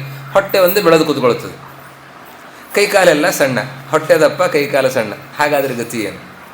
ಶರೀರದ ಎಲ್ಲ ಅವಯವಗಳ ಪುಷ್ಟಿ ಆಗಬೇಕಲ್ಲ, ಅದು ಹೇಗಾಗಲಿಕ್ಕೆ ಸಾಧ್ಯ? ವಾಯುದೇವರ ವ್ಯಾಪಾರದಿಂದ ಸಾಧ್ಯ. ಇವಾಗ ನಾನು ಮಾತಾಡ್ತಾ ಇದ್ದೇನೆ, ಧ್ವನಿ ಬರಬೇಕಲ್ಲ, ಧ್ವನಿ ಬರೋದಕ್ಕೆ ಅದಕ್ಕೆ ವಾಯುದೇವರ ವ್ಯಾಪಾರ. ಹೇಗೆ ಪ್ರಾಣ, ಅಪಾನ, ವ್ಯಾನ, ಉದಾನ, ಸಮಾನ ಈ ಎಲ್ಲ ರೂಪಗಳಿಂದ, ಅದಲ್ಲದೇನೆ ನಾಗ, ಕೂರ್ಮ, ಕೃಕರ, ದೇವದತ್ತ, ಧನಂಜಯ ತೇಗ ಬರಬೇಕು ಅಂತಾದರೆ ಅವರು, ಕಣ್ಣು ರೆಪ್ಪೆ ಮಿಟುಕಿಸಬೇಕು ಅಂತಾದರೆ ವಾಯುದೇವರು, ಸೀನು ಬರಬೇಕು ಅಂತಾದರೆ ವಾಯುದೇವರು. ಇದೆಲ್ಲ ವ್ಯಾಪಾರವನ್ನು ಮಾಡಿಸ್ತಾ ಇರುವಂಥವರು ಮುಖ್ಯ ಪ್ರಾಣದೇವರು. ಅಂತಹ ಮುಖ್ಯ ಪ್ರಾಣದೇವರಲ್ಲಿ ಪ್ರತಿ ಕ್ಷಣದಲ್ಲಿಯೂ ಕೂಡ ದೇವರ ಚಿಂತನೆಯನ್ನು ಮಾಡುತ್ತಾ, ಶ್ವಾಸಮಂತ್ರದ ಜಪವನ್ನು ಮಾಡುತ್ತಾ ನಮ್ಮಿಂದ ಉಸಿರಾಡಿಸ್ತಾ ಇದ್ದಾರೆ. 4 ಶರೀರಗಳಲ್ಲಿಯೂ ಕೂಡ ತಮ್ಮ ವ್ಯಾಪಾರವನ್ನು ಮಾಡ್ತಾ ಇದ್ದಾರೆ. ಅಂತಹ ಪ್ರಾಣದೇವರ ಮಹಿಮೆಯ ಚಿಂತನೆಯನ್ನು ಮಾಡಬೇಕು. ಅವರಲ್ಲಿ ನಮಗೆ ಎಷ್ಟು ಭಕ್ತಿ ಇರಬೇಕು, ಎಷ್ಟು ಪ್ರೀತಿ ಇರಬೇಕು. ಆ ಮುಖ್ಯ ಪ್ರಾಣದೇವರಿಗಿಂತಲೂ ಮಿಗಿಲಾದಂತಹ ಮಹತಾಯಿಯ ಲಕ್ಷ್ಮೀದೇವಿ, ಆ ಲಕ್ಷ್ಮೀದೇವಿಯಲ್ಲಿ ನಮಗೆ ಹೆಚ್ಚಿನ ಭಕ್ತಿ ಇರಬೇಕು. ಆ ಲಕ್ಷ್ಮೀದೇವಿಗಿಂತಲೂ ಕೂಡ ಸರ್ವಸ್ವಾಮಿಯಾಗಿರುವ, ಸರ್ವಕಾಲ ನಿಯಾಮಕನಾಗಿರುವ, ಸರ್ವಸತ್ತಾಪ್ರದ, ಸರ್ವಚೇಷ್ಟಾಪ್ರದ ಎಲ್ಲ ವ್ಯಾಪಾರಗಳನ್ನು ಮಾಡಿಸ್ತಾ ಇರುವಂತಹ, ಅನಂತ ಜೀವರಾಶಿಗಳ ವ್ಯಾಪಾರವನ್ನು ಪ್ರತಿ ಕ್ಷಣದಲ್ಲಿ ಮಾಡಿಸ್ತಾ ಇರುವಂತಹ ಪರಮಾತ್ಮನಲ್ಲಿ ಅನಂತವಾದ ಭಕ್ತಿಯನ್ನು ನಾವು ಮಾಡಬೇಕು. ಎಲ್ಲಿ ಮಾಡ್ತೇವೆ ನಾವು? ನಮಗಿರುವ ಸ್ಥಿತಿ ಏನು, ವಾಸ್ತವವಾಗಿ ನಾವು ಮಾಡಬೇಕಾದ ಭಕ್ತಿ ಅಂತಂದರೆ ಏನು, ಇದನ್ನು ನಾವು ಅರ್ಥ ಮಾಡಿಕೊಳ್ಳಬೇಕಲ್ಲ. ನಮ್ಮ ಸ್ಥಿತಿ ಎಷ್ಟರ ಮಟ್ಟಿಗಿದೆ? ಇವತ್ತು ನಾವು ನಮ್ಮನ್ನು ಪ್ರೀತಿಸ್ತೇವೆ, ನಮ್ಮವರನ್ನು ಪ್ರೀತಿಸ್ತೇವೆ. ಇದು ಎಲ್ಲದಕ್ಕೂ ಏನಾದರೂ ಆಪತ್ತು ಬಂತು ಅಂತಾದರೆ ಆವಾಗ ದೇವರ ನೆನಪಾಗ್ತದೆ. ನಾವೀಗ ಇಂಗ್ಲೀಷ್ ಸಂಸ್ಕೃತಿಯಲ್ಲಿದ್ದೇವೆ. ನಾವೀಗ ಇಂಗ್ಲೀಷ್ ಸಂಸ್ಕೃತಿಯಿಂದ ಸಂಸ್ಕೃತಿ ಬರಬೇಕಾಗಿದೆ. ಇಂಗ್ಲೀಷ್ ಸಂಸ್ಕೃತಿ ಹೇಗೆ ಅಂತಂದರೆ, first person, second person, third person. First person ಏನು ಇಂಗ್ಲೀಷ್ನಲ್ಲಿ? ಐ. ಆಮೇಲೆ ಸೆಕೆಂಡ್ ಪರ್ಸನ್ ಯು. ಆಮೇಲೆ third person he, she, that, ಅದೆಲ್ಲ ಥರ್ಡ್ ಪರ್ಸನ್. ಮೊದಲು ನಾನು, ಸ್ವಾರ್ಥದ ಪರಮಾವಧಿ. ಮೊದಲು ನಾನು, ಆಮೇಲೆ ನೀನು, ಆಮೇಲೆ ಅವನು. ದೇವರ ಸ್ಥಾನ ಕೊನೆಯಲ್ಲಿ. ನಮ್ಮ ಮನಸ್ಥಿತಿ, ನಮ್ಮ ಮನಸ್ಸಿನ ಒಳಗೆ ಪೂರ್ಣ ಆಂಗ್ಲ ಸಂಸ್ಕೃತಿ ಸೇರಿಕೊಂಡಿದೆ. ಮೊದಲು ನಾನು, ಆಮೇಲೆ ನೀನು, ಆಮೇಲೆ ಅವನು. ದೇವರು ಅನ್ನೋದು ಅವನು ಥರ್ಡ್ ಪರ್ಸನ್. ಅವನು ಆಮೇಲೆ. ಅವನ ಬಗ್ಗೆ ನಮಗೆ ತಿಳುವಳಿಕೆ ಇರೋದು, ಚಿಂತನೆ ಇರೋದು, ಪ್ರೀತಿ ಇರೋದು ಅಷ್ಟರ ಮಟ್ಟಿಗೆ. ಕಷ್ಟ ಬಂದಾಗ, ಸಂಕಟ ಬಂದಾಗ ವೆಂಕಟರಮಣ. ಏನಾದರೂ ಕಷ್ಟ ಬಂತೋ ಆವಾಗ ದೇವರ ನೆನಪಾಗುತ್ತೆ.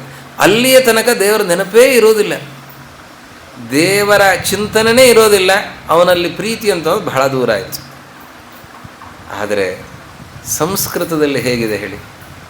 ಮೊದಲು ಪ್ರಥಮ ಪುರುಷ ಯಾರು? ಅವನು. ಆಮೇಲೆ ಮಧ್ಯಮ ಪುರುಷ ಯಾರು? ನೀನು. ಆಮೇಲೆ ಮೂರನೇದಾಗಿ ಬರೋದು ಅಹಂ, ನಾನು. ಮೊದಲು ಅವನು, ಆಮೇಲೆ ನೀನು, ಅದಾದ ಮೇಲೆ ನಾನು. ಈ ಸಂಸ್ಕೃತಿ ಬಿಟ್ಟೋಗಿಬಿಟ್ಟಿದೆ. ಇದು ಬರಬೇಕು. ಮೊದಲು ಅವನು, ಮೊದಲು ದೇವರ ಚಿಂತನೆ ಬರಬೇಕು. ಅವನು ಪ್ರಥಮ ಪುರುಷ, ಆಮೇಲೆ ಮಧ್ಯಮ ಪುರುಷ, ಆಮೇಲೆ ನಾನು.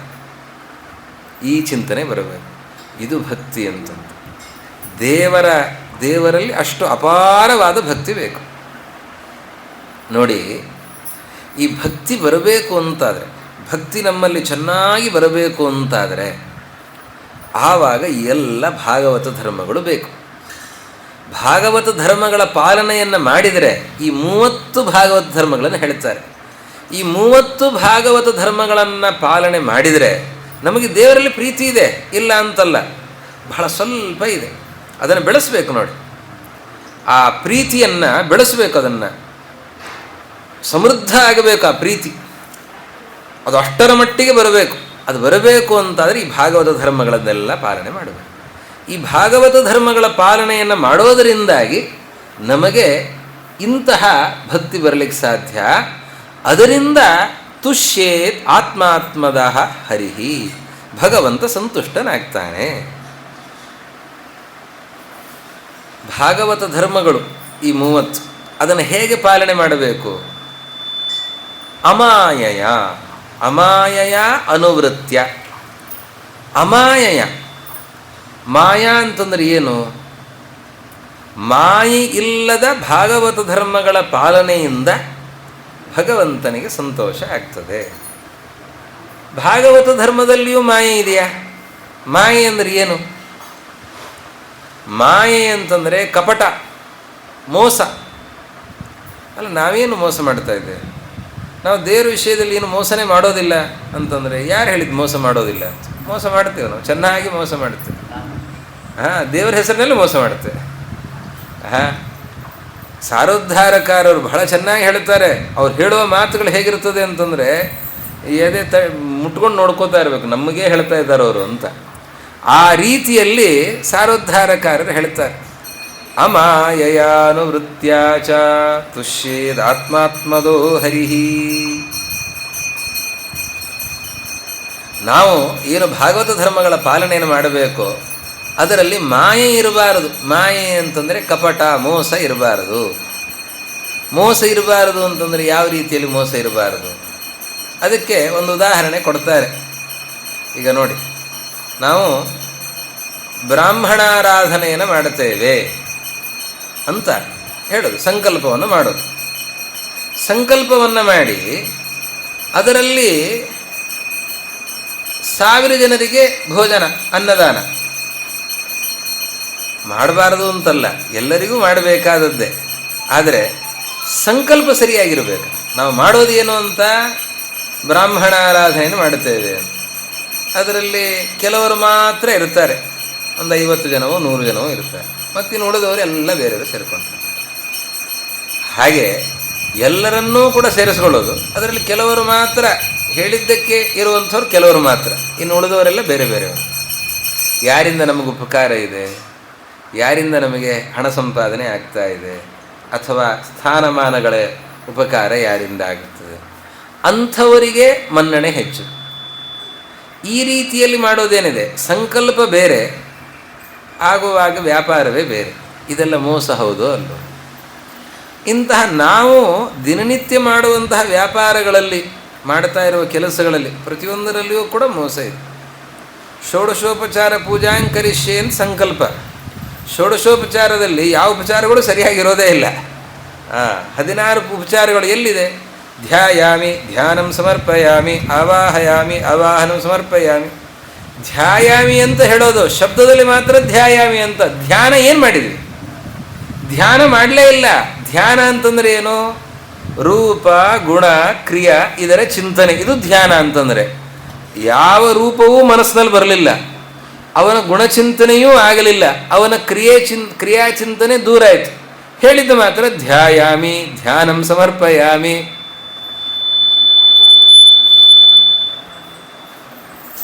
ಧ್ಯಾಯಾಮಿ ಅಂತ ಮಾಡಿದ್ದೇನು ಅಂತಂದರೆ ಮಂತ್ರಾಕ್ಷತೆ ಏರಿಸಿದ್ದಷ್ಟೇ. ಆದರೆ ಧ್ಯಾನ ಮಾಡಲೇ ಇಲ್ಲ. ಆವಾಹಯಾಮಿ, ಆವಾಹಯಾಮಿ ಅಂತಂದರೆ ಯಾವ ಭಗವದ್ ರೂಪವನ್ನು ಯಾವ ಪ್ರತಿಮೆಯಲ್ಲಿ ಯಾವ ರೀತಿಯಲ್ಲಿ ತರಬೇಕು ಅದರ ಚಿಂತನೆ ಮಾಡಬೇಕಲ್ಲ, ಅಂತಹ ಆವಾಹನೆ ಇಲ್ಲ. ನೋಡಿ, ನಾವು ಷೋಡಶೋಪಚಾರ ಪೂಜೆ ಏನು ಮಾಡಿದ್ವಿ ಹಾಗಾದರೆ? ಹೇಳಿದ್ದು ಷೋಡಶೋಪಚಾರ ಪೂಜಾಂಕರಿಷ್ಯೆ ಅಂತ ಸಂಕಲ್ಪವನ್ನು ಮಾಡಿದ್ವಿ. 16 ಉಪಚಾರಗಳಿರಲಿ, ಒಂದು ಉಪಚಾರವೂ ಸರಿಯಾಗಿಲ್ಲ. ಆ ರೀತಿಯಲ್ಲಿ ಉಪಚಾರಗಳಿಲ್ಲದೆ ಉಪಚಾರ ಮಾಡ್ತಾ ಇದ್ದೇವೆ ಅಂತ ಹೇಳೋದು ಇದು ಮೋಸ ತಾನೇ. ಹಾಗೆ ದೇವರ ಆರಾಧನೆಯಲ್ಲಿ ನಾವು ಮೋಸ ಮಾಡ್ತಾ ಇದ್ದೇವೆ. ಅಮಾಯೆಯ ಅನುವೃತ್ಯ, ಮಾಯೆ ಇಲ್ಲದಂತಹ ಧರ್ಮಾಚರಣೆ ಅಂದರೆ ನಿಷ್ಕಪಟವಾದ ಧರ್ಮಾಚರಣೆ ನಮ್ಮದಾಗಿರಬೇಕು ಅಂತಾರೆ. ನಿಷ್ಕಪಟವಾದ ಧರ್ಮಾಚರಣೆ, ಅಷ್ಟು ಪರಿಶುದ್ಧವಾದ ಧರ್ಮಾಚರಣೆ. ಇನ್ನೊಂದು ರೀತಿಯಲ್ಲಿ ಹೇಳ್ತಾರೆ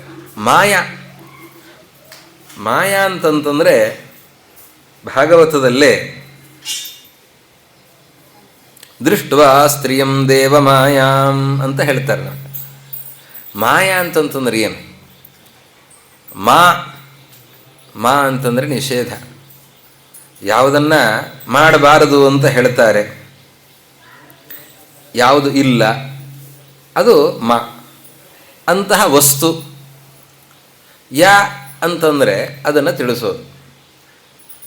ಪ್ರಾಪಣೆ, ಇಲ್ಲದೇ ಇರುವ ವಸ್ತುವನ್ನು ತಿಳಿಸುವಂತಹ ಅಜ್ಞಾನ, ವಿಪರೀತ ಜ್ಞಾನ ಏನಿದೆ ಅದು ಮಾಯಾ. ಅಮಾಯೆಯ ಅಂತಂದರೆ ದೇವರ ಬಗ್ಗೆ ಸರಿಯಾಗಿ ತಿಳಿದು ಪೂಜೆಯನ್ನು ಮಾಡಬೇಕು, ತಿಳಿಯದೇನೇ ಅಲ್ಲ, ಅಥವಾ ತಪ್ಪು ತಿಳಿದು ಅಲ್ಲ.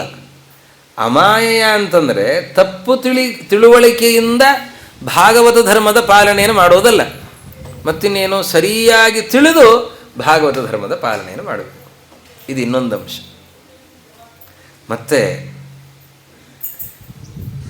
ಇನ್ನೊಂದು ಅಂಶವನ್ನು ವಿಷ್ಣು ತೀರ್ಥರು ಹೇಳ್ತಾರೆ. ದೇವರಲ್ಲಿ ಭಕ್ತಿಯನ್ನು ಮಾಡಬೇಕು, ದೇವರ ಆರಾಧನೆಯನ್ನು ಮಾಡಬೇಕು ಅಂತಂದರೆ ಬರೀ ದೇವರನ್ನು ನಾವು ಚಿಂತನೆ ಮಾಡಿದರೆ ದೇವರಿಗೆ ಸಂತೋಷ ಆಗೋದೇ ಇಲ್ಲ.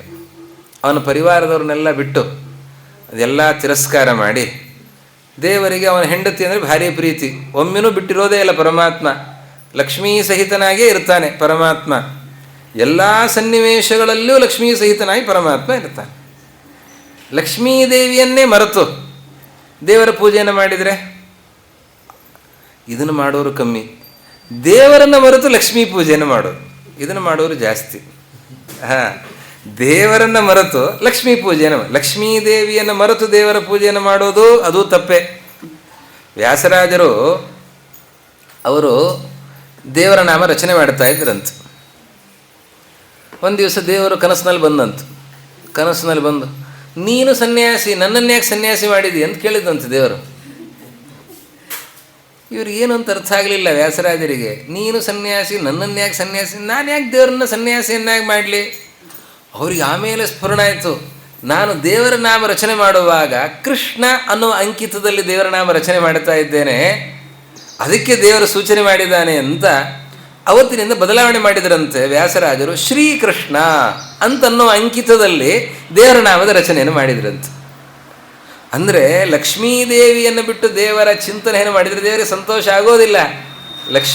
ಲಕ್ಷ್ಮೀನಾರಾಯಣಾಭ್ಯಾಂ ನಮಃ, ಲಕ್ಷ್ಮೀ ಸಹಿತನಾಗಿ ನಾರಾಯಣನ ಚಿಂತನೆ ಮಾಡಬೇಕು. ಎಷ್ಟರ ಮಟ್ಟಿಗೆ ಲಕ್ಷ್ಮೀದೇವಿ ಇದ್ದಾಳೆ ಅಂದರೆ ದಕ್ಷಿಣ ಅಂತ ಒಂದು ರೂಪ ಇದೆ ಅಂತೆ ಲಕ್ಷ್ಮೀದೇವಿ. ಏನು ದಕ್ಷಿಣ ಅಂತಂದರೆ ಪರಮಾತ್ಮನ ಶರೀರದ ಅರ್ಧ ಭಾಗ, ಅರ್ಧ ನಾರಿ ನರ ರೂಪ ಇದೆಯಲ್ಲ, ಅದು ರುದ್ರದೇವರಿಗೆ ಇದ್ದ ಹಾಗೆ, ರುದ್ರದೇವರಿಗೆ ಇದ್ದ ಹಾಗಲ್ಲ, ನಾರಾಯಣನಿಗಿದ್ದ ಹಾಗೆ ಅವರ ಚಿಂತನೆಯನ್ನು ಮಾಡಿ ರುದ್ರದೇವರಿಗೂ ಕೂಡ ಅಂತಹ ರೂಪ ಬಂದಿದೆ. ಅರ್ಧನಾರಿ ನರ ರೂಪ. ಲಕ್ಷ್ಮೀದೇವಿ ಅರ್ಧ ಭಾಗದಲ್ಲಿ, ಎಡಭಾಗದಲ್ಲಿ ಲಕ್ಷ್ಮೀದೇವಿ ಇದ್ದಾಳೆ, ಬಲಭಾಗದಲ್ಲಿ ನಾರಾಯಣ ಇದ್ದಾನೆ. ಇಬ್ಬರೂ ಸೇರಿ ಒಂದು ರೂಪ, ಅರ್ಧನಾರಿ ನರ ರೂಪ. ಆ ಪರಮಾತ್ಮನ ಶರೀರದಲ್ಲಿ ಅರ್ಧ ಭಾಗ ಏನಿದೆಯಲ್ಲ ಲಕ್ಷ್ಮೀದೇವಿಯದ್ದು, ಆ ಲಕ್ಷ್ಮೀದೇವಿಯ ರೂಪವನ್ನು ದಕ್ಷಿಣ ಅಂತ ಕರೀತಾರೆ. ಅದಕ್ಕೆ ದಕ್ಷಿಣ ಅಂತ ಹೆಸರು. ಯಾಗವನ್ನು ಮಾಡಿದಾಗ ಪುರೋಹಿತರಿಗೆ ದಕ್ಷಿಣೆಯನ್ನು ಕೊಡುತ್ತೇವೆ. ಪ್ರವಚನವನ್ನು ಮಾಡಿದಾಗ ವಿದ್ವಾಂಸರಿಗೆ ದಕ್ಷಿಣೆಯನ್ನು ಕೊಡುತ್ತೇವೆ.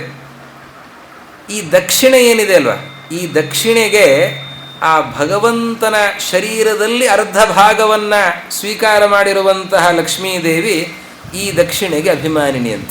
ಅದಕ್ಕೆ ಭಾರಿ ಮಹತ್ವ ದಕ್ಷಿಣೆಗೆ. ಬರೀ ಹಾಗೆ ವಸ್ತುವನ್ನು ಕೊಟ್ಟರೆ ಆಗೋದಿಲ್ಲ. ಅಪೂಪದಾನ, ಅಧಿಕ ಮಾಸ, ಬರೀ ಅಪೂಪವನ್ನು ಹಾಗೆ ಕೊಡೋದಾ? ದಕ್ಷಿಣ ಸಹಿತವಾಗಿ ಕೊಡಬೇಕು. ಆ ದಕ್ಷಿಣೆಗೆ ಆ ಲಕ್ಷ್ಮೀದೇವಿ ದಕ್ಷಿಣಾಭಿಸ್ಸಾಕಂ ಅಂತ ಪರಮಾತ್ಮ ಹೇಳುತ್ತಾನೆ. ಹಾಗೆ ಲಕ್ಷ್ಮೀದೇವಿ ಅದು ಒಂದು ರೂಪ, ತೊಡೆ ಮೇಲೆ ಕೂತಿರುವಂತಹ ರೂಪ ಬೇರೆ, ಹಾಗೆ ಚಾಮರವನ್ನು ಬೀಸ್ತಾ ಇರುವಂತಹ ರೂಪ ಬೇರೆ, ಛತ್ರವನ್ನು ಹಿಡಿದಿರುವಂತಹ ರೂಪ ಬೇರೆ. ಒಂದೊಂದು ರೂಪಕ್ಕೂ ಒಂದೊಂದು ಮಹತ್ವ ಇದೆ. ಆ ರೀತಿಯ ಲಕ್ಷ್ಮೀದೇವಿ ಇದ್ದಾಳೆ. ಅಂತಹ ಲಕ್ಷ್ಮೀದೇವಿ ಸಹಿತನಾಗಿ ಪರಮಾತ್ಮನ ಚಿಂತನೆ ಮಾಡಬೇಕು.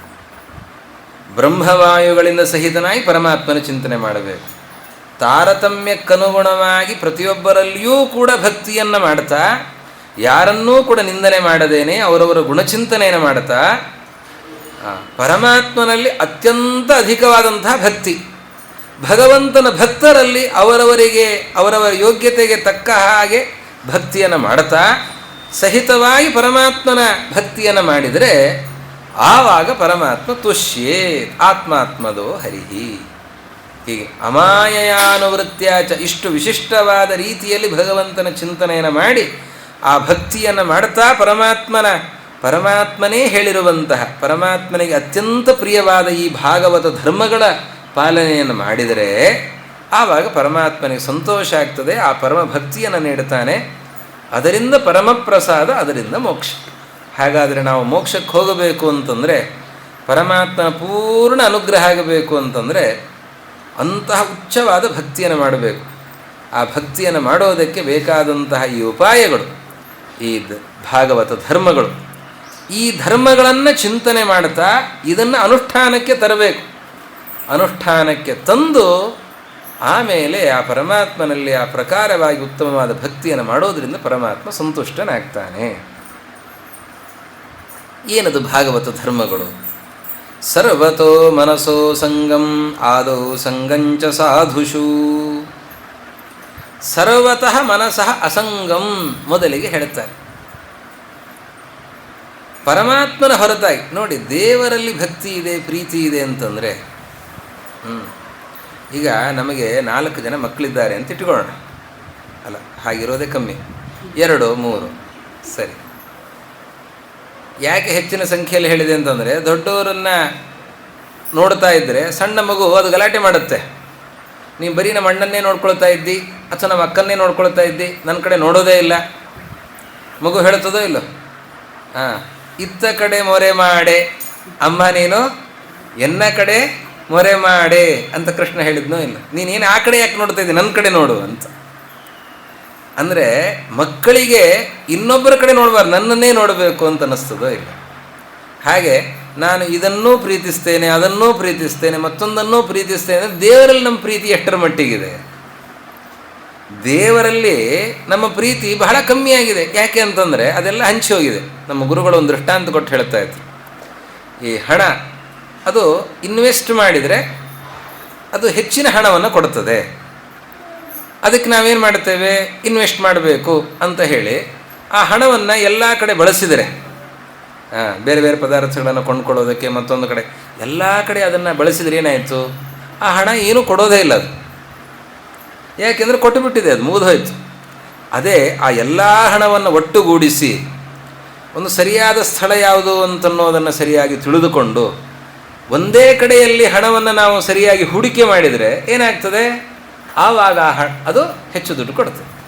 ಹಾಗೆ ನಾವು ನಮ್ಮ ಪ್ರೀತಿಯನ್ನು ಹಂಚಿಬಿಟ್ಟಿದ್ದೇವೆ, ಎಲ್ಲ ಕಡೆ ಹಂಚಿಬಿಟ್ಟಿದೆ ಪ್ರೀತಿಯನ್ನು. ಇವರಿಗೊಂದಿಷ್ಟು ಅವರಿಗೊಂದಿಷ್ಟು, ಹೆಂಡತಿ, ಮನೆ, ಮಕ್ಕಳು, ಮನೆ ಬಾಡಿಗೆ ಮನೆ ಕೊಟ್ಟಿದ್ದೇವೆ. ಯಾರೋ ಮನೆ ಗೋಡೆಗೆ ಮಳೆ ಹೊಡೆದ್ರೆ ನಮ್ಮ ಎದೆಗೆ ಹೊಡೆದ ಹಾಗಾಗ್ತದೆ. ಯಾಕೆ? ಮನೆಯಲ್ಲಿ ಅಷ್ಟು ಪ್ರೀತಿ ನಮಗೆ. ಮನೆ, ನಮ್ಮ ವಾಹನ, ಪ್ರತಿಯೊಂದರಲ್ಲಿ ನಮಗೆ ಪ್ರೀತಿ, ಎಲ್ಲ ಹಂಚಿ ಹೋಗಿದೆ. ದೇವರಲ್ಲಿ ಇಷ್ಟೇ, ಏನು ಉಳಿತು? ದೇವರಲ್ಲಿ ಏನು ಭಕ್ತಿನೇ ಇಲ್ಲ. ಅದಕ್ಕೆ ಹೇಳ್ತಾರೆ, ದೇವರಲ್ಲಿ ಅಷ್ಟು ಅಪಾರವಾದ ಭಕ್ತಿ ಬರಬೇಕು ಅಂತಂದರೆ ಎಲ್ಲ ಪ್ರೀತಿಯನ್ನು ತಂದು ಮೊದಲು ದೇವರಲ್ಲಿ ಇಡಬೇಕಂತ. ಆವಾಗ ಏನು ಮಾಡಬೇಕು? ಬೇರೆ ಕಡೆ ನಮಗೆ ಇದೆ ಅಲ್ಲ ಅಂತಂದರೆ ಅದಕ್ಕೆ ಹೇಳ್ತಾರೆ, ಮೊದಲಿಗೆ ಸರ್ವತಃ ಮನಸಃ ಅಸಂಗಂ. ಬೇರೆ ಬೇರೆ ವಸ್ತುಗಳಲ್ಲಿ ನಮಗೇನೊಂದು ಆಸಕ್ತಿ ಇದೆ, ಹೆಚ್ಚಿನ ಆಸಕ್ತಿ ಇದೆ, ಆ ಆಸಕ್ತಿ ಕಡಿಮೆ ಆಗಬೇಕು ಅಂತ. ಹಾಗಾದರೆ ನಾವು ಎಲ್ಲ ವಸ್ತುಗಳನ್ನು ಬಿಟ್ಟುಬಿಟ್ರೆ, ಅವರು ಅವಧೂತ ಶಿರೋರತ್ನರು ವಿಷ್ಣು ತೀರ್ಥರು, ಮಂಚಬಾರದು ಮಡದಿ ಬಾರಡು ಕಂಚು ಕನ್ನಡಿ ಬಾರದು ಮಾತು ಕೇಳಿ ಎಲ್ಲ ಬಿಟ್ಟು ಕಾಡಿಗೆ ಹೊರಟು ಹೋಗ್ಬಿಟ್ಟು. ನಾವು ಹಾಗೆ ಮಾಡಲಿಕ್ಕೆ ಸಾಧ್ಯ ಇದೆಯಾ? ಅಥವಾ ಎಲ್ಲರೂ ಹಾಗೆ ಮಾಡಬೇಕು ಅಂತ ಏನಾದರೂ ಅಭಿಪ್ರಾಯ ಇದೆಯಾ? ಹಾಗೆ ಮಾಡಿದರೆ ಮಾತ್ರ ಮೋಕ್ಷಕ್ಕೆ ಹೋಗ್ಬೋದು ಅಂತ ಏನಾದರೂ ಇದೆಯಾ ಅಂತಂದರೆ ಹಾಗೇನಿಲ್ಲ. ಪ್ರತಿಯೊಬ್ಬರೂ ಕಾಡಿಗೆ ಹೋಗಬೇಕು ಅಂತೇನಿಲ್ಲ. ಕಾಡಿಗೆ ಹೊರಟು ನಿಂತಿರುವಂತಹ ಪ್ರಿಯವ್ರತನನ್ನು ಕಾಡಿಗೆ ಯಾಕೆ ಹೋಗ್ತಿ, ಇಲ್ಲೇ ಕೂತ್ಕೋ ಅಂತ ಹೇಳಿ ಬ್ರಹ್ಮದೇವರು ಕೂಡಿಸಿ ರಾಜ್ಯಭಾರ ಮಾಡಿಸ್ತಾರೆ. ಹಾಗಾದರೆ ಮತ್ತಿನ್ನೇನು ಅಭಿಪ್ರಾಯ ಅಂತಂದರೆ, ನಮ್ಮ ಸ್ನೇಹ ದೇವರಲ್ಲಿ ಇರುವಂತೆ ಉಳಿದ ಕಡೆ ಇರಬಾರ್ದು. ಎಲ್ಲ ವಸ್ತುಗಳ ಜೊತೆಯಲ್ಲಿದ್ದರೂ ಕೂಡ, ಎಲ್ಲವನ್ನು ನೋಡಿದರೂ ಕೂಡ ಅದು ಯಾವ ರೀತಿಯಲ್ಲಿ ನೋಡಬೇಕು ಅಂತಂದರೆ, ಹೆಂಡರು ಮಕ್ಕಳು ನಿನ್ನ ತೋಂಡರೆಂಬುವರು. ಹೆಂಡತಿ ಮಕ್ಕಳನ್ನು ನೀವು ತಿರಸ್ಕಾರ ಮಾಡಿ ಅವರ ಕಡೆ ದೃಷ್ಟಿಯನ್ನೇ ಹಾಯಿಸಬೇಡಿ, ಅಥವಾ ನಿಮ್ಮ ಮನೆ ಕಡೆ ದೃಷ್ಟಿಯೇ ಇರೋದು ಬೇಡ, ಎಲ್ಲ ಕೆಲಸ ಬಿಟ್ಬಿಡಿ. ರಾಜ್ಯ ನಡೆಯೋದು ಹೇಗೆ? ರಾಜನಾದವನಿಗೆ ಪ್ರಜೆಗಳ ಬಗ್ಗೆ ದೃಷ್ಟಿ ಇದ್ದರೆ ತಾನೇ ರಾಜ್ಯ ನಡೆಯುತ್ತದೆ.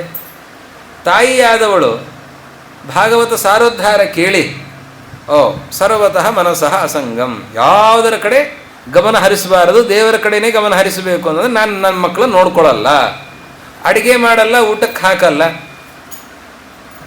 ನನಗೂ ನಿನಗೂ ಯಾವ ಸಂಬಂಧನೂ ಇಲ್ಲ ಅಂತಂದರೆ ಮಕ್ಕಳು ಬೆಳೆಯೋದು ಹೇಗೆ? ಹಾಗಾದರೆ ಏನು ಮಾಡಬೇಕು? ನೋಡಬೇಕಾ ನೋಡಬಾರ್ದ ಅಂತಂದರೆ ಎಲ್ಲ ಕರ್ತವ್ಯಗಳ ಪಾಲನೆಯನ್ನು ಮಾಡಬೇಕು, ನೋಡಿಕೊಳ್ಳಬೇಕು.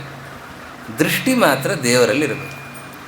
ದೇವರಲ್ಲಿ ಮನಸ್ಸನ್ನು ಇಟ್ಟು, ಇವರೆಲ್ಲರೂ ಕೂಡ ನಿನ್ನ ಪರಿವಾರದವರು, ನಾನು ಈಗ ಮಾಡ್ತಾ ಇರೋದು ಅಡಿಗೆ ಮಾಡ್ತಾ ಇದ್ದೇನೆ ಅಂತಂದರೆ ಇದು ದೇವರ ಪೂಜೆ.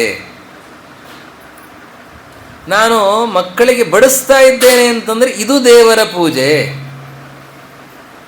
ಗಂಡನಿಗೆ ನಾನು ಸಹಾಯ ಮಾಡ್ತಾ ಇದ್ದೇನೆ ಅಂತಂದರೆ ಇದು ದೇವರ ಪೂಜೆ. ಹೆಂಡತಿಯ ಪೋಷಣೆ ಮಾಡ್ತಾ ಇದ್ದೇನೆ ಅಂದರೆ ಇದು ದೇವರ ಪೂಜೆ. ಮಾಡ್ತಾ ಇರುವ ಕೆಲಸ ಎಲ್ಲವೂ ಕೂಡ ದೇವರ ಪೂಜೆ ಅಂತನೂ ಅನುಸಂಧಾನ ಬಂದರೆ ಆವಾಗ ಕೆಲಸವೂ ಆಗ್ತಾ ಇದೆ, ದೇವರಲ್ಲಿ ಭಕ್ತಿಯೂ ಬರ್ತಾ ಇದೆ, ಅದರಿಂದ ಪರಮಾತ್ಮನ ಪ್ರಸಾದವೂ ಕೂಡ ಆಗ್ತಾ ಇದೆ. ಹೀಗಾಗಿ ನಮಗೆ ಆಯಾಯ ವಸ್ತುಗಳಲ್ಲೇ ಕೇಂದ್ರೀಕೃತವಾದ ಪ್ರೀತಿ ಏನಿದೆ ಅದನ್ನು ನಿರಾಕರಿಸ್ತಾ ಇದ್ದಾರೆ ಹೊರತಾಗಿ ವಸ್ತುಗಳ ಮೇಲೆ ಪ್ರೀತಿಯೇ ಬೇಡ ಅಂತ ಹೇಳ್ತಾ ಇಲ್ಲ, ಅಥವಾ ಯಾವುದನ್ನು ನೀನು ಮಾಡಲೇಬೇಡ, ನೋಡಿಕೊಳ್ಳೇಬೇಡ ಅಂತ ಹೇಳ್ತಾ ಇರೋದಲ್ಲ. ನಮ್ಮ ಮನಸ್ಸು ಅದು ಭಗವಂತನಲ್ಲಿ ಕೇಂದ್ರೀಕೃತ ಆಗಿರಬೇಕು. ಭಗವಂತನಲ್ಲಿ ಮನಸ್ಸು ನೆಲೆಗೊಂಡು ಅದಕ್ಕೆ ಅನುಗುಣವಾಗಿ ಎಲ್ಲವನ್ನೂ ಕೂಡ ನೋಡಿಕೊಂಡು ಹೋಗಬೇಕು. ಈವಾಗ ನಮ್ಮ ಜೀವನ ಶೈಲಿಯೇ ಬದಲಾಗತ್ತೆ. ನಮ್ಮ ಜೀವನ ಶೈಲಿ ಭಗವಂತನನ್ನು ಕೇಂದ್ರೀಕೃತವಾಗಿ ಹೊರಡಿತು ಅಂತಾದರೆ ಆವಾಗ ಭಗವಂತನಿಗೆ ಯಾವುದು ಪ್ರಿಯ ಆಗತ್ತೆ, ಯಾವುದು ಪ್ರಿಯ, ಯಾವುದು ಅಪ್ರಿಯ. ಪ್ರಹ್ಲಾದರಾಜರು ಏನು ಮಾಡಿದರು? ದೈತ್ಯ ಬಾಲಕರಿಗೂ ಕೂಡ ಧರ್ಮೋಪದೇಶ ಮಾಡಿದರೋ ಇಲ್ಲೋ? ಅವರು ಯಾರನ್ನು ತಿರಸ್ಕಾರ ಮಾಡಲಿಲ್ಲ, ಬಿಟ್ಟುಬಿಡಲಿಲ್ಲ, ಅವರನ್ನೂ ಕೂಡಿಸಿಕೊಂಡು ಅವರಿಗೂ ಧರ್ಮೋಪದೇಶ ಮಾಡಿದರು, ಅವರು ಮನಃಪರಿವರ್ತನೆಯನ್ನು ಮಾಡಿದರು. ಇದು ಭಗವಂತನ ಪೂಜೆ ಅಂತನೂ ಅನುಸಂಧಾನವನ್ನು ಮಾಡಿ ಆ ರೀತಿಯಲ್ಲಿ ಸರ್ವತಃ ಮನಸಃ ಅಸಂಗಂ.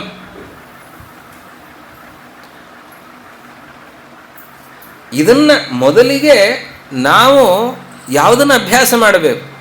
ಆದೌ ಅಂದರೆ ಮೊದಲು ಅಭ್ಯಾಸ ಮಾಡಬೇಕಾದ್ದು ಏನು ಅಂತಂದರೆ, ನಮಗೇನು ಬೇರೆ ವಿಷಯಗಳಲ್ಲಿ ವ್ಯಾಮೋಹ ಇದೆ ಅದನ್ನು ಮೊದಲು ತೊರೆಯಬೇಕು, ವ್ಯಾಮೋಹವನ್ನು ಬಿಡಬೇಕು. ಕೃಷ್ಣ ಗೀತೆಯಲ್ಲಿ ಹೇಳಿದ್ದು ಅದನ್ನೇ. ವ್ಯಾಮೋಹವನ್ನು ಬಿಡಿ, ಕರ್ತವ್ಯನ ಬಿಡಿ ಅಂತ ಹೇಳಲಿಲ್ಲ. ಅವನು ಕೃಷ್ಣ ವ್ಯಾಮೋಹವನ್ನು ಬಿಡು ಅಂತ ಹೇಳ್ತಾನೆ, ಯುದ್ಧವನ್ನು ಮಾಡು ಅಂತ ಹೇಳ್ತಾನೆ.